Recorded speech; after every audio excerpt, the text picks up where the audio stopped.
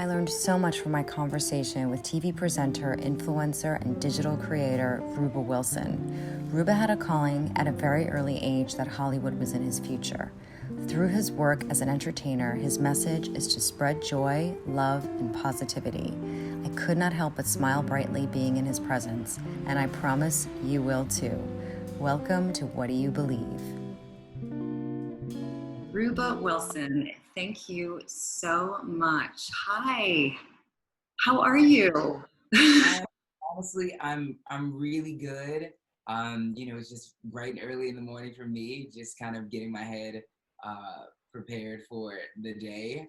Um, yeah, it's Thank you so much for speaking with me today. I know it's so early your time, and you're filming your show, and there's so much going on. Um, I always start the show with the question, "What do you believe?" So I'd love to hear what you believe. um, what do I believe? I just believe in being the best person that you could possibly be, and what I mean by that is just showing love to everyone. And I know that may sound like a Miss America answer, but I feel like you have to fight with love, and I've learned that more and more and more. Ask me, what do I believe? If you would have asked me what I believed in a year ago, 2 years ago, it probably wouldn't have been that specific answer, because every year, every month, every week, I'm learning something new. But what I've learned in this space point in time of my life is that you have to always kind of give love no matter what. If somebody is like has a little bit of a negative energy, you have to just send love their way. And I've learned that from Louise Hay. Send love everywhere you may go. The doctor's office, driving on the freeway, like send love, even for the people that you may not want to run into. Send love their way. I hope that makes sense.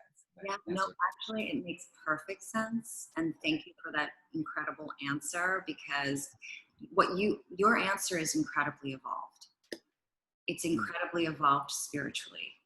Mm. And such a difficult concept. And it's so interesting that you say just this because I was looking up, I was looking up old, videos from years ago and watching, when spirituality wasn't like a popular thing. Oprah was like the first person to kind of bring it to the forefront.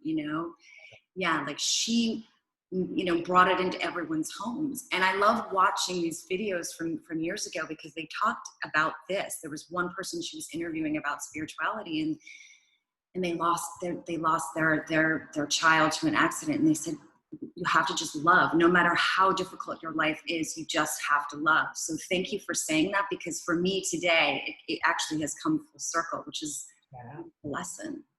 That's amazing. And trust me, this was not a well thought out, answer. I wasn't thinking like, oh my God, what do I believe in? Let me come up with some like, specific answer. That's truly just how I feel. And especially in this point in time in the world, where there can be a lot of negativity that, especially people of color, especially people who are in the LGBTQ community, may face.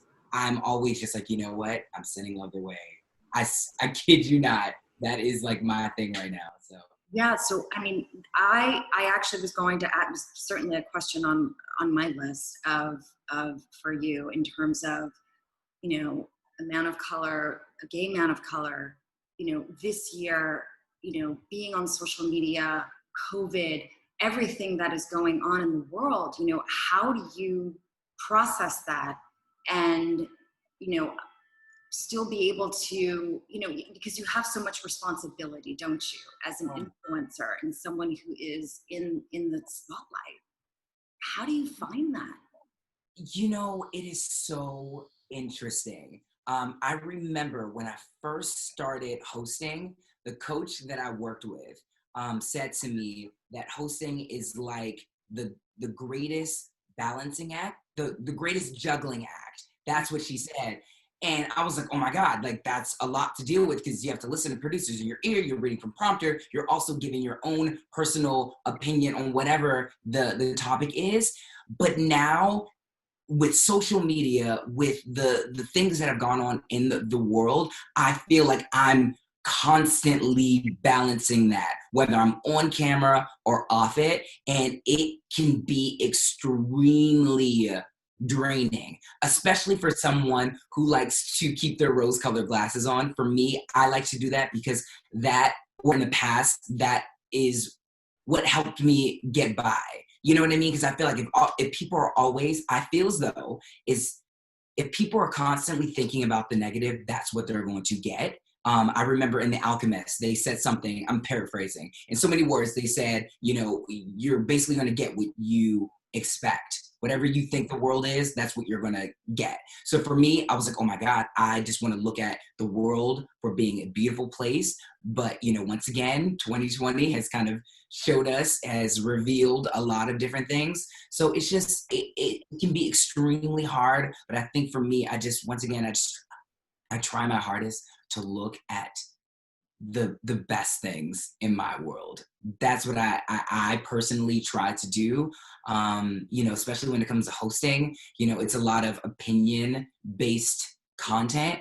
And for me, my mom always says this. My mom is a Leo and she can be very like this, but at the end of the day, she has a heart of gold. And she always says to me, if it's something like when I was younger, I used to like, you know, right before I go out to school, she was like, you're not wearing that, are you? And I'm like, yeah. She was like, that's trash. Go upstairs and change.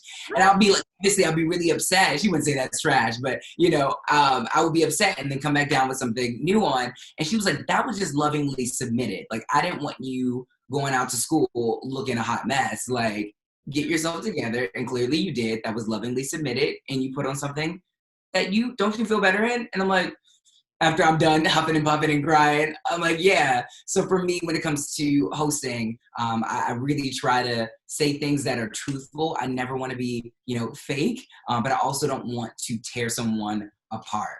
You know, I always try to submit it lovingly. Yeah, no, I mean, but that's also like your truth in your heart, right? It's speaking from your heart, and it's so Yeah. hard to do that all the time, isn't it? It's really, really hard. But this, you know, you hear the word authenticity so much. Mm-hmm. How do we kind of, how do you lock into that? How do you do that? Girl. I love everything you do. You are just a shining light. You are amazing. And you are completely 100% authentic. You're so sweet. Honestly, every single day I think about how much more authentic can I be? For me, I kid you not. The way that I deal with work and clothing and the way that I look and the jobs that I take, like I think about that just as much as I think about how can I truly be as authentic as possible. Because in this world with social media, if one person is popular and they look a certain kind of way, everyone else feels as though that they need to do just that. And for me, I have been hosting, I've been in front of the camera since I was 16 years old, and trust and believe, at that time, there was not one LGBTQ gay black male that looked and did what I was doing. You know what I mean? And there was a lot of people I met with so many different networks at the time, and they just did not get it.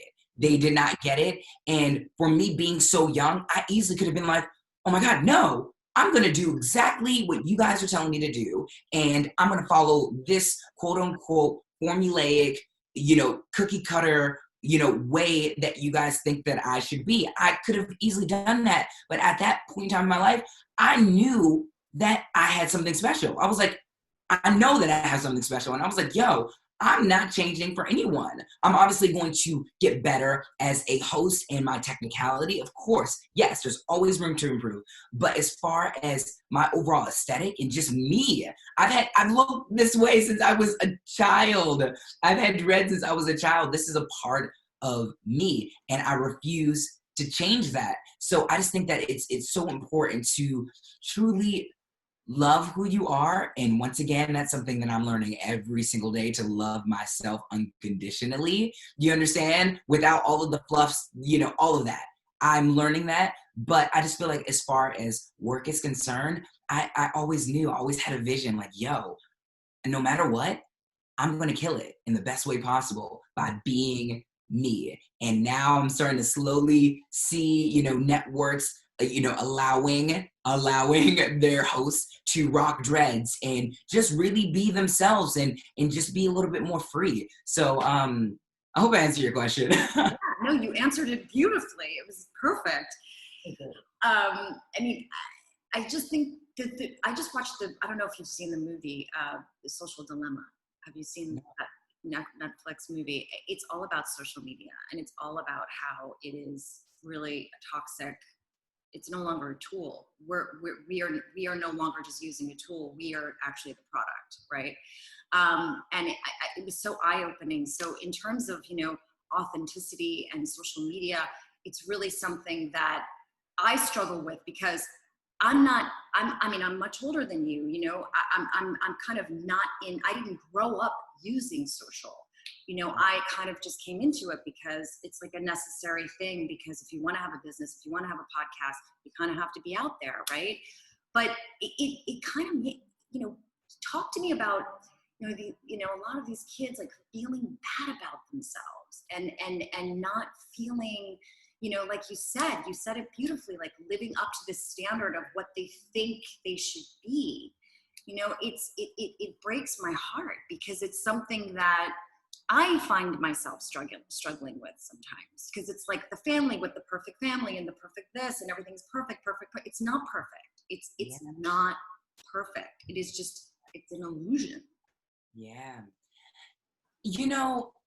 Just like you said that you struggle with that, I do as well. But I think it's so important, and I think it's unfair for a lot of the kids, because at 16, I don't know if I would have been able to process like, okay, this image that I'm looking at, they're trying to sell a product. They have essentially become a brand. They, they're trying to be, 2 steps, 5 steps ahead of themselves. I don't know if I would have had that sort of discernment or ability to break down social media as a whole. But for the people, for the young kids, for the adults who don't know how to break that down, the easiest way that I can put this is that social media is like a digital magazine.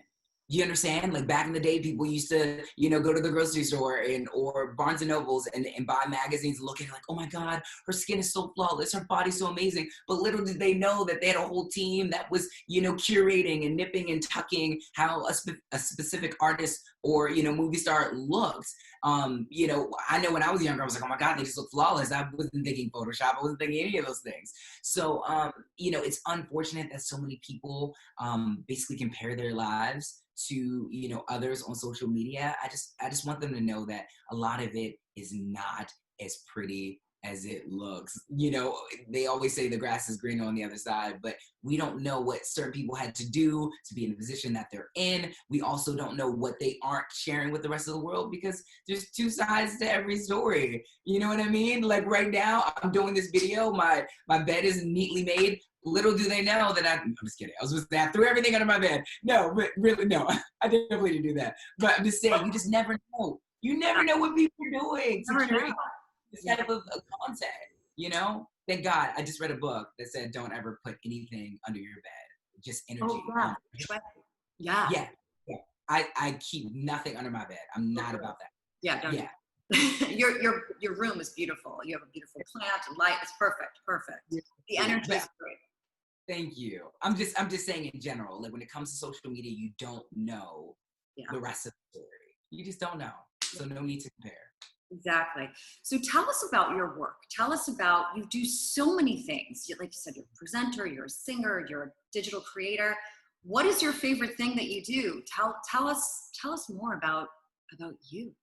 Well, like I said, I have been hosting since the age of 16, and entertainment is all that I know. I kid you not, and all that I love. Like pop culture is my favorite thing. I was like a crazy like 9-year-old, just obsessed with, you know, Hollywood and marketing and just crazy things. Like my brain was like somewhere else. And obviously, you know, that's what I do for a living. And right now I'm working on a new entertainment news show called Lit Entertainment News. And I'm just having such a great time. It is the best. It is so much fun. Literally, it is like curated specifically for millennials and Gen Z as far as, you know, news and social media. And we get breaking news all throughout the show, and we're able to truly speak our truth. And the best way that I could put this new show is imagine, you know, eavesdropping onto somebody's FaceTime conversation with their best friends. Like literally we're talking about like the latest stuff on social media, everyone from breaking like Brad Pitt to TikTokers from Addison Rae and, you know, the Sway House. Like literally we talk about it all, and it's so much fun. And yeah, that's currently what I'm doing. I do it, you know, every single day, actually Monday to Friday, 10 a.m. PST, and it's just such a great time.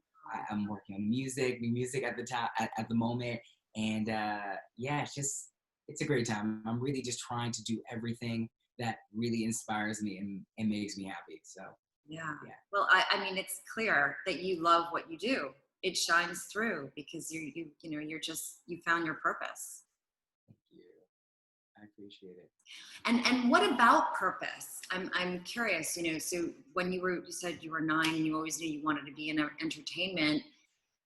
How was that I mean, was there any moment in time where you sort of, I mean, you mentioned, you know, when you were younger, you know, the networks didn't get you.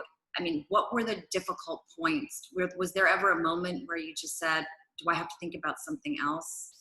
Do I have to think about doing something else? And how did Yeah. you get over that?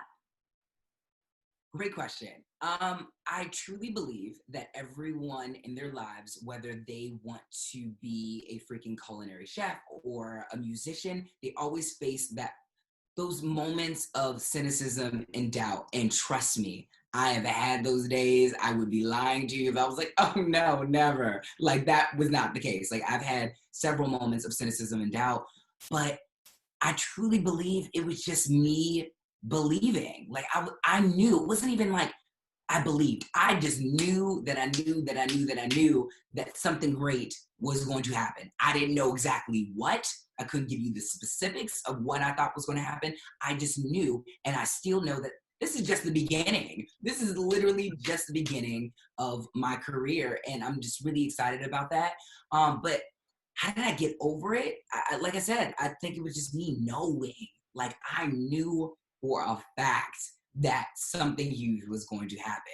You know, you always have those days where you're working hard. You're like, oh my God, like I don't see any like growth. Like what is going on? Like, and I figured something else out. Like now this is no longer making me happy, you know, because it becomes a job. You know, you have to, I think sometimes you do have to kind of step back and just give up. And when I say give up, I mean just let go.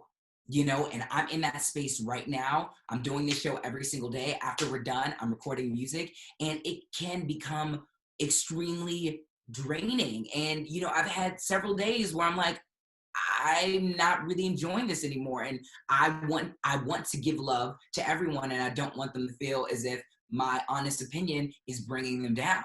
You know, this is a part of the job, a part of the territory. But I just have my days. But I just think that it's important to step away and let go, give up, in a sense. And the universe knows what you want.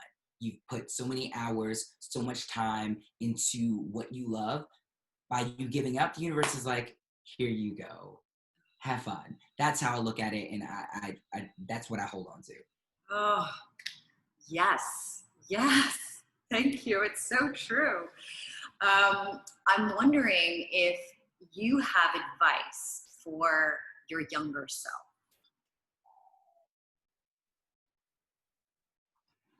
The advice that I would give younger Ruba is to be more fearless. You know, I I'm so thankful for my journey. I really am. But obviously, by being a young, I don't want to have to keep saying this, but this is just what it is. By being a young Black gay male, you know, my family members didn't know how to handle and or interact with me other than don't do that, don't listen to that song. It was that type of thing. So all of those moments kind of bottled me in. Do you understand? And I feel as though if I didn't necessarily grow up in that environment, I would have probably been able to fully express myself the way that I thought was best. But once again, you can't cry over spilled milk. You know, you learn, and everyone's journey is a little bit different. But the advice I would give myself is to just be more fearless and you know, it may sound a little crazy, but know who you are. You know, I believed at 9 that I knew who I was. I was like, yo, I'm a fucking star and we're going to get it. You know what I mean? Like that's how I looked. I kid you not. At 9, that's how I felt. But along the way, you run into people who are like, oh my God, like, no, like you're this, you're that, like, don't do that, don't act this way. It was a lot of those things. And I had to fight against those things along with trying to be myself. So the advice is just to be you, be fucking fearless, yo. Like, Yeah, there's always someone else out there that can relate to you, right? You're not alone. If you're yeah, going through something difficult, you yeah, know, you're never the only one, right? There's always someone else. And sometimes, you know, it could give a lot of comfort to oneself, knowing that, you know, that there's someone else out there that feels the same, you know, because it can be incredibly isolating growing up and not coming out, your family not accepting, you know, it's that can be incredibly isolating, but there's always someone else going through that pain, right? so, Yeah. so true. The only one. I love that. Yeah. What is your outlook on the current circumstances? You know, if you could just give me like I mean, you know, obviously we're here, we're in this. It's a time in history that we're dealing with. What's your hope for the future? I just hope that things get better. You know, this has been this has been my first time truly dealing with this and seeing the world for what it's been for centuries. Do you understand? Like once again, I said that I like to move with, you know, my rose colored glasses on, but enough is enough. You know, I had to eventually be like, okay, this is ridiculous. It really is. It's not fair whatsoever. At the end of the day, we are all humans, but the way that the world has been moving, they don't look at people of color that way. And to me, it's so heartbreaking. Like, I can't speak for everybody, but I know even when I see like videos of people hurting like elephants, that stuff hurts me. Like that affects me. Let alone when people are literally outright murdering people of color for no reason. I don't think anybody should be murdered. I don't think anyone should be hurt. Like I truly don't. I'm just not a fan of it whatsoever. It's heartbreaking. And I just hope that just things get better. Because it's so sad. It's incredibly sad. Yeah, it is. It is. I am with you, and I do have hope, and I feel it may not look right now like things, you know, I think it's changing. It's changing. It's slowly changing, and there's awareness, and the change is being implemented, and I hope and pray the same. Yeah. I do, and you know, if there are more Rubas out there in the world, then you know you would absolutely you are the change. You know, you are the change, and that's what this world needs. We need more of you. Spread your positive light, and I'm so grateful for you coming on and talking to me today. So Having me. I'm so grateful. Thank you so much. I know you're busy. I wish you all the best.